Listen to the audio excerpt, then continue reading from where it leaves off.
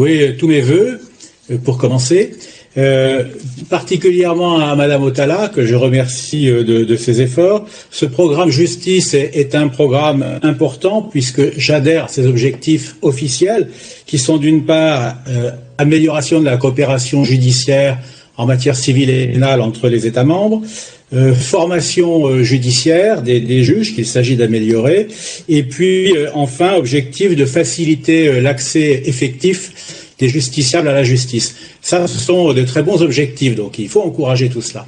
Alors malheureusement, tout n'est pas rose, puisqu'il y a aussi dans notre texte le souci d'assurer un meilleur respect de l'état de droit. S'il ne s'agissait que de défendre l'indépendance des juges, bien sûr je serais pour.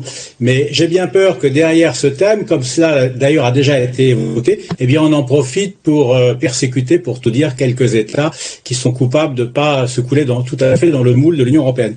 Et ça, c'est vraiment dommage selon moi.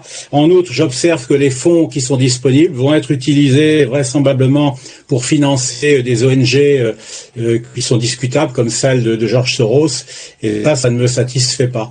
Donc, en résumé, de très bons objectifs officiels, mais en pratique, un certain risque de dérive que je dénonce. Je vous remercie. Monsieur Le Breton, ne vous inquiétez pas par rapport à l'implication de certaines ONG en la matière, parce que le problème, ou plutôt l'idée là, est de soutenir certaines ONG et la société civile, mais tout ceci a été mis en marge du programme droit et justice, et sachez que le nom complet c'est Citoyens, égalité, droits et valeurs, c'est ça le nom complet. Et j'aimerais dire que George Soros n'est pas le grand ennemi. Au contraire, je crois qu'il abat un travail exemplaire pour la démocratie.